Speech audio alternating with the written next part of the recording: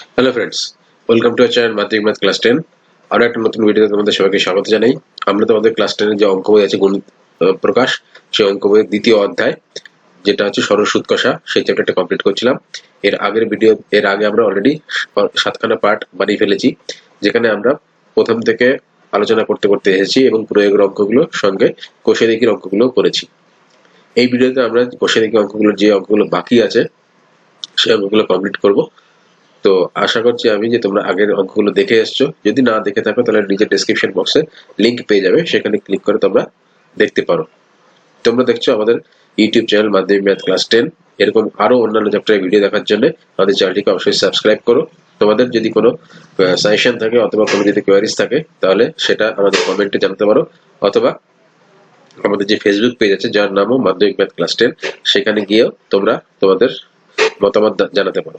সেই ফেসবুক পেজে যাওয়ার জন্য লিঙ্কটা কোনটা সেটা দেখো এখানে তোমাদের দেওয়া আছে। তো চলো শুরু করা যাক আজকের লেসন। দেখো এর আগের ভিডিওতে আমরা তোমাদের পয়সা দেখি 2 এর 18 অব্দি অলরেডি করে ফেলেছিলাম। এই ভিডিওতে আমরা 19 থেকে শুরু করব। কি বলছে 19 না, রহমত চাচা একটি বাড়ি তৈরি করার জন্য বার্ষিক 12% সরল সুদের হারে 2,40,000 টাকা ব্যাংক থেকে ধার নেন। ধার নেওয়ার 1 বছর পর তিনি বাড়িটি প্রতি মাসে 5,200 টাকায় ভাড়া দেন। ধার নেওয়ার কত বছর পরে তিনি বাড়ি ভাড়ার আয় থেকে ব্যাংকের টাকা সুদ সহ শোধ করবেন? অর্থাৎ তিনি 12% সুদের হারে, এইটা হচ্ছে মূলধন 2,40,000 টাকা তিনি ধার নিয়েছেন। ঠিক আছে, তাহলে এই ধারটা তিনি শোধ করেছেন কিসের মাধ্যমে? না, বাড়ি ভাড়ার মাধ্যমে। এবং বাড়ি ভাড়াটা দিয়েছেন ধার নেওয়ার 1 বছর পর থেকে। দেখো আমি লিখলাম বার্ষিক সরল সুদের হার 12%, ধার নিয়েছেন 2,40,000 টাকা। ঠিক আছে, এবার আমি ধরলাম যে তিনি বাড়ি ভাড়ার ধার নেওয়ার 1 বছর পরে ব্যাংকের টাকা সুদ সহ শোধ দেবেন। দেখো আমি লিখলাম ধরি ধার নেওয়ার 1 বছর পর ব্যাংকের টাকা সুদ সহ শোধ করবেন। তাহলে আমাকে দেখতে হবে 1 বছরে 12% হারে 2,40,000 টাকার সুদ কত হয়। সুদ দিতে হবে I ইকুয়ালস টু, আমি জানি কি PRT বাই 100। তাহলে PRT বাই 100, যেখানে P হচ্ছে মূলধন, R হচ্ছে বার্ষিক শতকরা সরল সুদের হার, T হচ্ছে সময় বছরে। বা এখান থেকে বলতে পারি আর I ইকুয়ালস টু কি দাঁড়াচ্ছে না, 2,40,000 ইন্টু R মানে 12% ইন্টু T মানে হচ্ছে X ডিভাইড বাই 100। দেখো এই দুটো শূন্য কেটে গেল। তাহলে এটা হবে কি দাঁড়াচ্ছে না, এত টাকা সমান আমি বলতে পারি 240 ইন্টু 12, সরি 2400 ইন্টু 12। তাহলে দুটো শূন্য 4 বার 48-এর 8 বা 24 হচ্ছে 28, এত x টাকা, তাই তো? তাহলে এটা হলো সুদ। তাহলে সুদে আসলে হলো শোধ করবো, অর্থাৎ সুদে আসলে কত হচ্ছে, সুদ আসলে কত হচ্ছে, তাহলে ধার নিয়েছিল 2,40,000 টাকা প্লাস এটা হলো 28, সরি এত এক্স। ওকে, তাহলে সুদে আসলে এত টাকা, তাই তো? এইবার বইয়ের দিকে তাকাও, বলেছে যে বাড়ি ভাড়া শুরু করেছে ধার নেওয়ার 1 বছর পর থেকে। তাহলে অতএব আমি x-1 বছর অব্দি বাড়ি ভাড়া দেবে।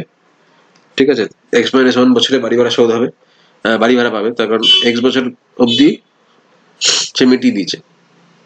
তাহলে x-1 বছর থেকে সে বাড়ি ভাড়া পাবে।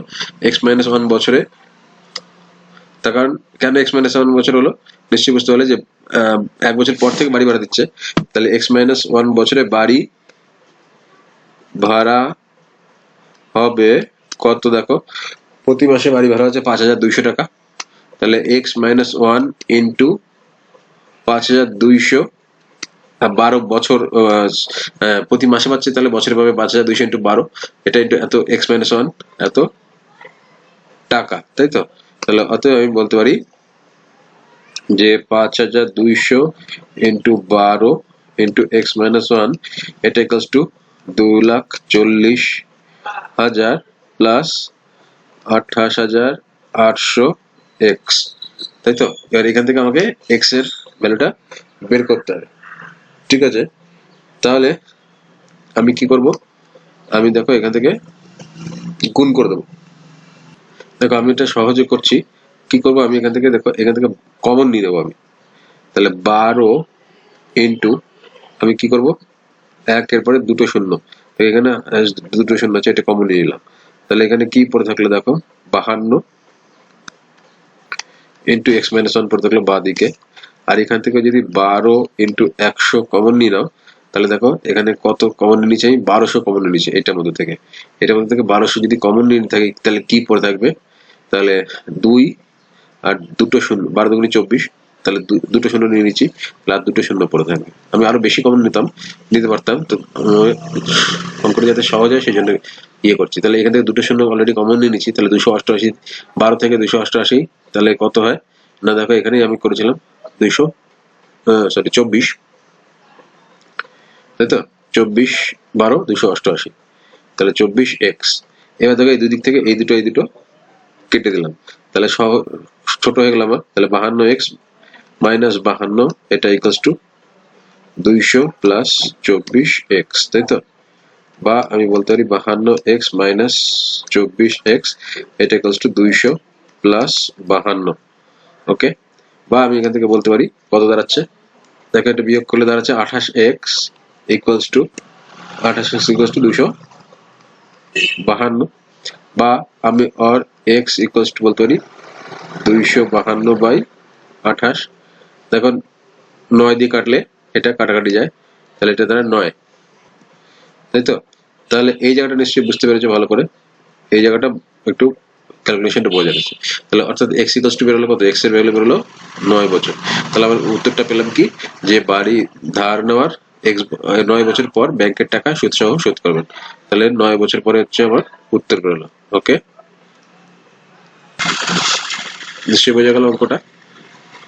একবার পজ করে আরেকবার দেখে নাও, দিয়ে নিজেরা করো, তাহলে বুঝতে সুবিধা হবে। ঠিক আছে, তাহলে পরের অঙ্কটা দেখা যাক। পরের অঙ্কটা বলেছে দেখো, রথিন বাবু তার 2 মেয়ের প্রত্যেকের জন্য ব্যাংকে এমনভাবে টাকা জমা রাখেন যাতে প্রত্যেক মেয়ের বয়স যখন 18 বছর হবে তখন প্রত্যেক মেয়ে 1,20,000 টাকা করে পাবে। ব্যাংকের বার্ষিক সরল সুদের হার 10% এবং মেয়েদের বর্তমান বয়স যথাক্রমে 13 বছর এবং 8 বছর। তিনি প্রত্যেক মেয়ের জন্য কত টাকা জমা রেখেছিলেন হিসাব করি। ঠিক একই রকম একটা অঙ্ক একটা প্রয়োগে করেছিলাম, তোমরা যদি সেই অঙ্কটা দেখে থাকো তাহলে এই অঙ্কটা নিজেরাও করতে পারবে। তো যাই হোক আমি আবার করে দিচ্ছি। কি করে করবো অঙ্কটা না, দুটো মেয়ে সমান টাকা পাবে, অর্থাৎ সুদে আসলে সমান হবে, ঠিক তো। সুদে আসলে দুজনেরই প্রাপ্য টাকার পরিমাণ 1,20,000। তাহলে 18 বছর বয়সে তারা পাবে। তাহলে প্রথম মেয়ের 13 বছর বয়স, বড় মেয়ের, তাহলে 13 বছর 18 বছর অব্দি সে তার টাকাটা জমা থাকবে, অর্থাৎ 5 বছর তার টাকাটা জমা থাকবে 10% সুদের হারে। ধরলাম আমি, তার জন্য তিনি রেখেছেন এক্স টাকা। তাহলে এক্স টাকার 5 বছরে 10% হারে সুদটা কত, সেখান থেকে সুদ আসলটা কত সেটা বের করতে পারবো, সেখান থেকে এটা পেয়ে যাবো, তাই তো। চলো করা যাক তাহলে আগে এটা। তাহলে দেখো আমি লিখলাম, ধরি তিনি বড় মেয়ের জন্য এক্স টাকা রেখেছেন এবং ছোট মেয়ের জন্য ওয়াই টাকা রেখেছেন। তাহলে এবং ছোট মেয়ের জন্য ওয়াই টাকা রেখেছেন। তাহলে বড় মেয়ের বয়স 13 বছর, তাহলে আমি লিখলাম বড় মেয়ের টাকা ব্যাংকে থেকে 18 মাইনাস 13 বছর বা 5 বছর, তাই তো। তাহলে সুদের হার কত, সুদের হার হচ্ছে 10%, তাই তো। তাহলে অতএব এক্স টাকার 10% হারে 5 বছরে সুদ কত হবে, PRT/100। পি হচ্ছে এক্স টাকা, আর মানে হচ্ছে 10%, টি মানে হচ্ছে 5 বছর বাই 100, বা এত টাকা, বা x/2 টাকা, তাই তো, x/2 টাকা। তাহলে অতএব সুদে আসলে কত হচ্ছে, সুদে আসলে x + s/2 টাকা বা 3x/2 টাকা। তাহলে এই টাকাটা সে সুদে আসলে পেয়েছে, সেটাই বলেছে 1,20,000 টাকা পাবে। তাহলে অতএব শর্ত অনুযায়ী আমি বলতে পারি x/2 ইকুয়ালস টু হচ্ছে 1,20,000। আর এখান থেকে দেখো x ইকুয়ালস টু দাঁড়াচ্ছে 120,000 ইন্টু 2 ডিভাইডেড বাই 3। তাহলে এত কাটাকাটি করলে কত দাঁড়াচ্ছে, দেখো 80,000 টাকা দাঁড়াবে এটার, ঠিক আছে। 3 দিয়ে কাটলে 40,000, 40 ইন্টু 2 80,000 টাকা। তাহলে অতএব বলতে পারি যে বড় মেয়ের জন্য 80,000 টাকা রেখেছিল, ঠিক আছে। তাহলে বড় মেয়ের জন্য রেখেছিলেন 80,000 টাকা। ঠিক একই রকম ছোট মেয়েরটাও হিসাব করতে হবে। ছোট মেয়েরটা রেখেছে ওয়াই বছর, তাহলে ছোট মেয়ের টাকা কত বছর থাকে, ছোট মেয়ের টাকা দেখো 18 মাইনাস 8 বছর, তখন 8 বছর ছোট মেয়ের বয়স, তাহলে 10 বছর। তাহলে অতএব একই সুদ 10% হারে তাহলে ছোট মেয়ে সুদ পাবে কত, পি আর টি বাই 100, তাহলে ওয়াই ইন্টু আর মানে হচ্ছে 10, টি মানে হচ্ছে 10 বছর বাই 100, এত টাকা বা ওয়াই টাকা, তাই তো। তাহলে আমি বলতে পারি সুদ হচ্ছে ওয়াই টাকা, আসলে হচ্ছে ওয়াই ছিল, তাহলে সুদে আসলে কত হচ্ছে, সুদে আসলে 2y টাকা, 2y টাকা, কেন ওয়াই টাকা সুদ, আসলে ওয়াই টাকা সুদ, তাহলে অতএব 2y ইকুয়ালস টু 1,20,000 আমি বলতে পারি, বা ওয়াই ইকুয়ালস টু হচ্ছে 60,000 টাকা। তাহলে বড় মেয়ে ছোট মেয়ের জন্য রেখেছিল 60,000 টাকা, বড় মেয়ের জন্য রেখেছিল 80,000 টাকা। ঠিক আছে, তাহলে এটা হচ্ছে আমার উত্তর, একদমই সহজ অঙ্ক। তোমার যদি বুঝতে অসুবিধা হয় পজ করে একবার দেখে নাও। এবার হচ্ছে অতি সংক্ষিপ্ত উত্তরী প্রশ্নগুলো। প্রথমে কি বলছে, বার্ষিক r% হার সরল সুদে p টাকার t বছরে সুদ i হলে i ইকুয়ালস টু কি হবে, p আর t বাই 100 বলেছিলাম। দেখো এইটা হচ্ছে i ইকুয়ালস টু, যদি আমি p আর t বাই 100 হয়, তাহলে না এটা হবে না, তাহলে আমি এখান থেকে বলতে পারি কাটাকাটি সরলীকরণ, p আর t ইকুয়ালস টু হচ্ছে 100 ইন্টু i, তাহলে এটা হচ্ছে আমার উত্তর। ঠিক আছে, এটা হচ্ছে আমার উত্তর, তাই তো। তারপর কি বলেছে, যে কোনো মূলধন একটি নির্দিষ্ট সরল সুদের হারে 20 বছরে দ্বিগুণ হয়, তাহলে p হয়ে যাচ্ছে 2p, তাই তো। তাহলে মূলধনটা ছিল p, হয়ে যাচ্ছে সুদে আসলে দ্বিগুণ, সুদের হারের 20 বছরে দ্বিগুণ হয়ে যাচ্ছে, তাহলে 2p হয়ে যাচ্ছে। তাহলে একই সরল সুদের হারে ওই মূলধন 3 গুণ হবে কত বছরে, তাহলে দেখো p 2p হয়ে যাচ্ছে কত বছরে, না 20 বছরে, তাই তো। আর দ্বিতীয় ক্ষেত্রে বলেছে একই সুদের হারে ওই মূলধন 3 গুণ, 3 গুণ মানে p হয়ে যাবে তখন 3p, তাই তো। তাহলে কত বছরে, সেটা কত বছরে, তাহলে এইখানে সুদ কত পাচ্ছি, p টাকা, এইখানে সুদ কত পাচ্ছি, 2p টাকা, তাই তো। তাহলে আমি কি বলতে পারি, এই এটা হচ্ছে সুদ p টাকার, তাহলে p টাকা সুদ হয় 20 বছরে, তাই তো। তাহলে 1 টাকা সুদ হবে 20 বাই p বছরে, আর এইখানে সুদ হচ্ছে 2p বছরে, তাহলে 2p সুদ হবে 20 ইন্টু 2p বাই p, তাহলে p কেটে গেল, মানে 40 বছরে, অর্থাৎ এটা হবে 40 বছরে আমার 3 গুণ। বোঝা গেল কেন হলো না, ধরলাম আমি মূলধন p, তাহলে p 2p হচ্ছে, দ্বিগুণ হচ্ছে মানে 2p হয়ে যাচ্ছে, তাহলে সেক্ষেত্রে সুদ কত পাচ্ছি, p পাচ্ছি, সেটা হচ্ছে কত বছরে, 20 বছরে বলে দিয়েছে আমাকে। কয়টা প্রশ্ন করেছে, p হয়ে যাবে 3 গুণ মানে 3p হয়ে যাবে, তাহলে সেক্ষেত্রে সুদ কত পাবো আমি, 2p পাবো। তাহলে p বছরে সুদ হচ্ছে, p সুদ হচ্ছে 20 বছরে, তাহলে 2p সুদ হবে কত বছরে, নিশ্চয়ই 40 বছরে। বোঝা গেল, তাহলে একদমই সহজ। পরেরটা হচ্ছে কোনো মূলধন 10 বছর দ্বিগুণ হলে বার্ষিক সরল সুদের হার কত হবে, এটা তাই। তাহলে 10 বছরের দ্বিগুণ হচ্ছে, তাহলে t ইকুয়ালস টু 10 বলে দিচ্ছে, আমি ধরলাম মূলধন p, ঠিক আছে। তাহলে দ্বিগুণ হবে মানে 2p, মানে সুদ i ইকুয়ালস টু হচ্ছে p, তাহলে আমরা জানি i ইকুয়ালস টু হচ্ছে p আর t বাই 100, এখানে i মানে হচ্ছে p, তাহলে p ও p, r মানে হচ্ছে 10 বছর দ্বিগুণ সরল সুদের হারটা বের করতে বলেছে, আর 10 বছরে হচ্ছে ডিভাইড বাই 100, তাহলে দেখো এখান থেকে p কেটে গেল, এখানে আর 10 হয়ে গেল, তাহলে r ইকুয়ালস টু 10, অর্থাৎ 10% সরল সুদের হারে 10 বছরে দ্বিগুণ হবে। ঠিক আছে, তারপর বলছে x% বার্ষিক সরল সুদের হারে কোন মূলধনের x বছরে সুদ x টাকা হলে মূলধনের পরিমাণ কত, অর্থাৎ আমাদের একটাই সূত্র, i ইকুয়ালস টু p আর t বাই 100, এর বাইরে আমরা যাব না। ঠিক আছে, তাহলে সরল সুদের হার x% বলেছে, r ইকুয়ালস টু হচ্ছে x%। ঠিক আছে, কোন মূলধনের x বছরে, t ও বলে দিচ্ছে x বছর, সুদ i বলে দিচ্ছে x, মূলধনের পরিমাণ p ইকুয়ালস টু কত সেটা আমাকে বের করতে হবে। তাহলে এখান থেকে দেখো আমি এখানে p আর t ইকুয়ালস টু হচ্ছে 100i, তাই তো, বা p ইকুয়ালস টু বলতে পারি 100 into i divide by r into t। তাহলে এখানে আমি কি করব, 100 ইন্টু i মানে কত, x, তাহলে x টা লিখবো, ডিভাইড বাই r মানে কত, r মানেও x, তাহলে r এর বদলে আমি x লিখবো, ইন্টু t মানেও x, তাহলে কত হচ্ছে x কেটে গেল, অর্থাৎ আমাকে দাঁড়ালো 100 বাই x, অর্থাৎ p টা হচ্ছে 100 বাই x টাকা, 3x এর টা। ঠিক আছে, নিশ্চয়ই বোঝা গেল। তাহলে পরেরটা কি বলছে দেখি, দেখো বলেছে বার্ষিক r% সরল সুদের হারে কোন মূলধনের n বছরে মোট সুদ এত টাকা হলে মূলধনের পরিমাণ কত।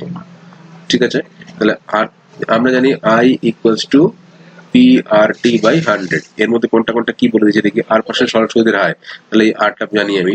কোন মূলধনের n বছরে, মূলধন ধরলাম p n বছরে, অর্থাৎ t ইকুয়ালস টু বলে দিয়েছে আমাকে n, মোট সুদ i ইকুয়ালস টু বলে দিয়েছে PNR বাই 25। মূলধনের পরিমাণটা কত এক্ষেত্রে তাই, তাহলে মূলধন ইকুয়ালস টু আছে 100 into i divide by r into t। এবার তাহলে p equals to 100 into i মানে কত, i মানে হচ্ছে PNR বাই 25 ডিভাইড বাই r কত, r হচ্ছে আমাদের r% সরল সুদের হারই বলে দিচ্ছে, তাহলে এটা r ই থাকবে আমার, আর t বলে দিচ্ছে n, তাই তো। তাহলে এবার 25 দিয়ে কাটলে দেখো 4 হলো, তাহলে উপরে কি পেলাম, একটু সুবিধা করার জন্য 4PNR divide by r into n, তাহলে r r কেটে গেল, n n কেটে গেল, তাহলে এটা পেলাম আমি 4p, অর্থাৎ আমার মূলধন হচ্ছে 4p টাকা। ঠিক আছে, আমার এই একটাই formula i equals to PRT by 100, এখান থেকে আমার সবকিছুর উত্তর পাবো। ঠিক আছে, তাহলে এটার উত্তর হলো 4p টাকা। নিশ্চয়ই বোঝা গেল। তাহলে এই ভিডিওতে আপাতত এই পর্যন্তই। পরের ভিডিওতে আমরা বাকি অঙ্কগুলো এবং সংক্ষিপ্ত যে প্রশ্নগুলো আছে সেই অঙ্কগুলো সলভ করার চেষ্টা করব। এই অঙ্কগুলো যদি তুমি বুঝতে পেরে থাকো, তাহলে অবশ্যই আমার চ্যানেলটিকে সাবস্ক্রাইব করো এবং আমার ভিডিওগুলোকে শেয়ার করো, এবং অন্যান্য যে চ্যাপ্টারের ভিডিওগুলো আছে, অঙ্কগুলো সমাধান করা আছে, এবং তোমাদের ইংরেজির যে সমস্ত চ্যাপ্টারের যে সলিউশন করা আছে সেইগুলো তোমরা দেখতে পারো, তোমাদের কাজে লাগবে। পরের ভিডিওতে তোমাদের সঙ্গে আরেকবার দেখা হবে।